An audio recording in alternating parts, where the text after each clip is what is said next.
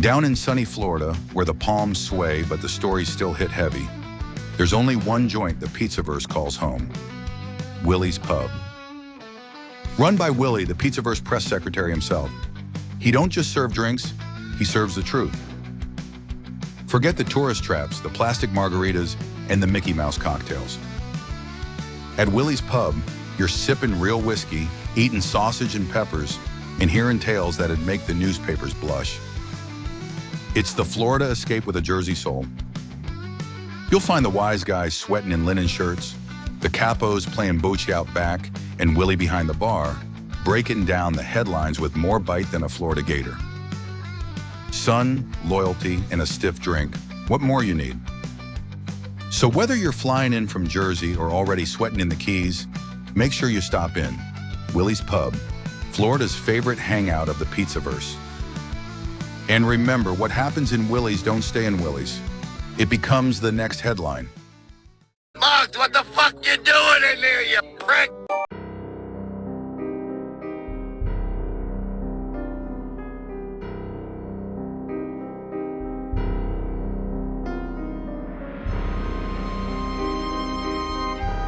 Analyzing Evil, Michael Corleone, The Cost of Power and the Death of Innocence.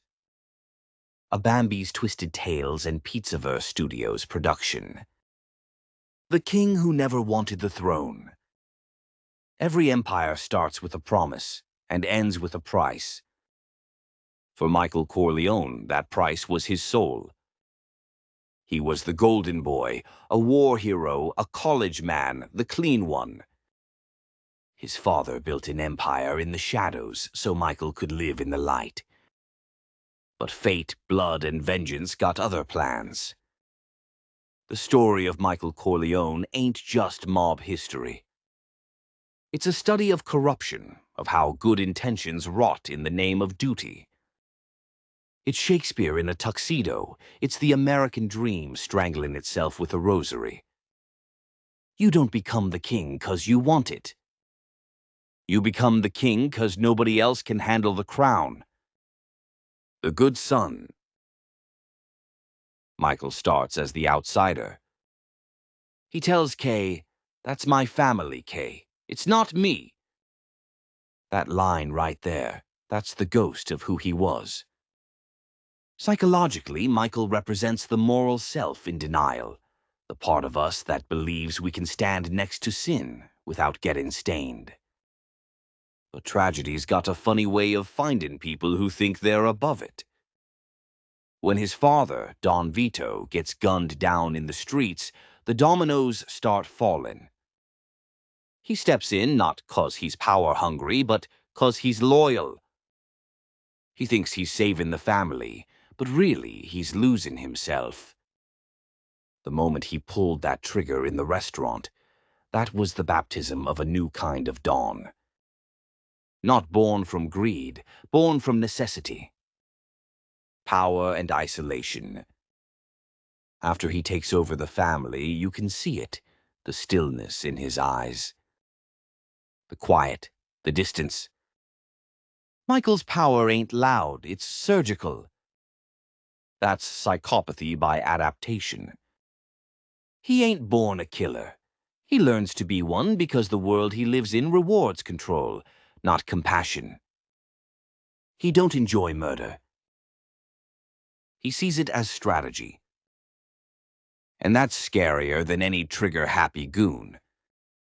He evolves from empathic morality to cold utilitarianism.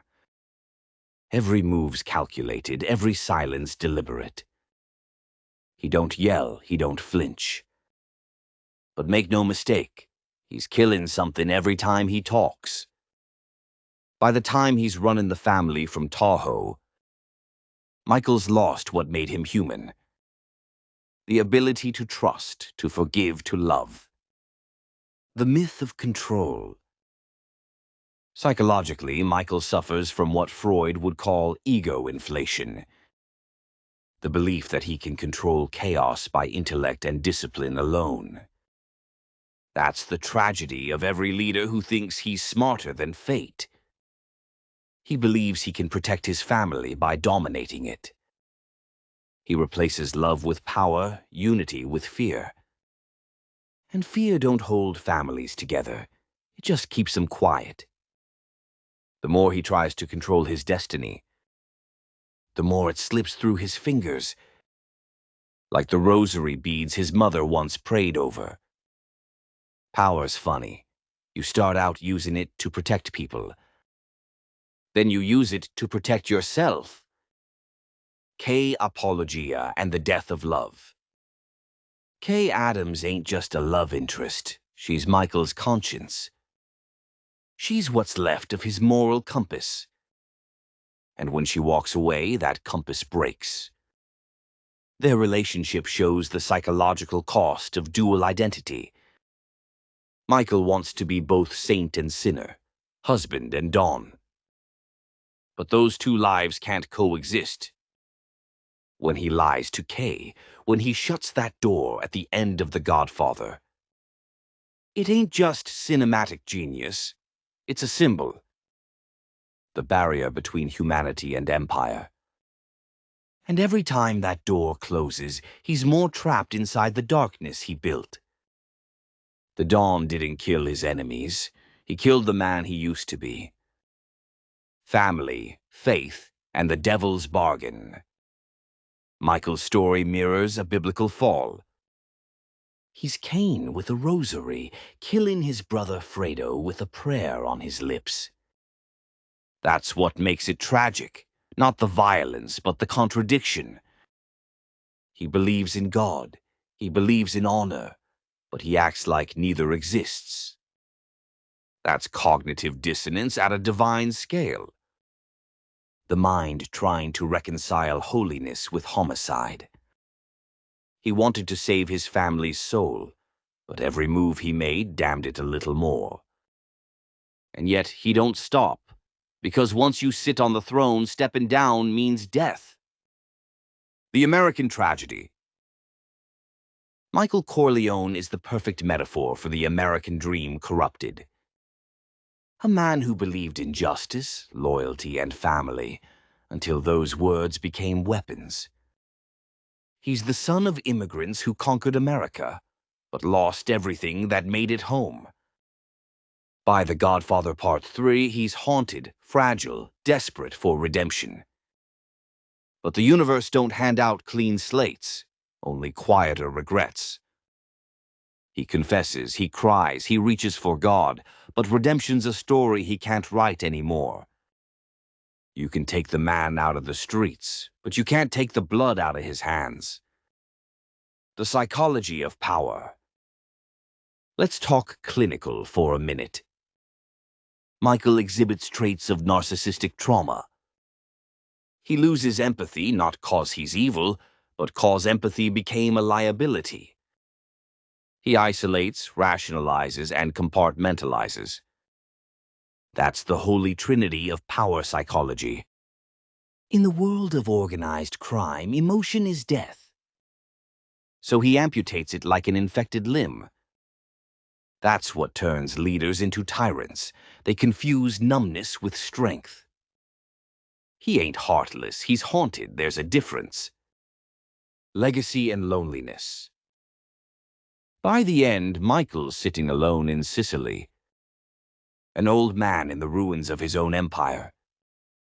No family, no love, no forgiveness. That's poetic justice, sure. But it's also psychological punishment. Every decision he made was logical. Every death was necessary. And yet, logic don't save you from nightmares. He dies the way he lived. In silence. Powerful, feared, but empty. He won the war. But he buried the peace. The cost of being God. Michael Corleone's story ain't about crime. It's about consequence. He started as a soldier fighting for freedom. He ended as a Don fighting for control. And in between those two men, a soul got lost. That's the truth about power. It don't corrupt instantly. It corrodes quietly, like rust on a crown. The man behind the myth, Michael Corleone, ain't the devil. He's the reflection of every man who ever said, "I'm doing it for my family."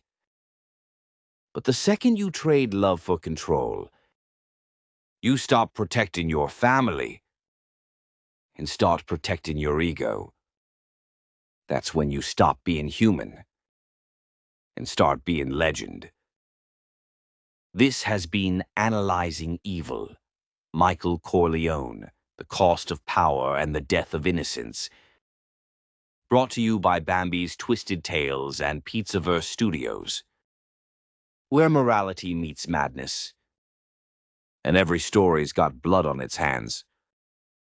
Hit subscribe, ring that bell. And remember, in the Pizzaverse, we don't worship kings. We study their sins. Thanks for watching.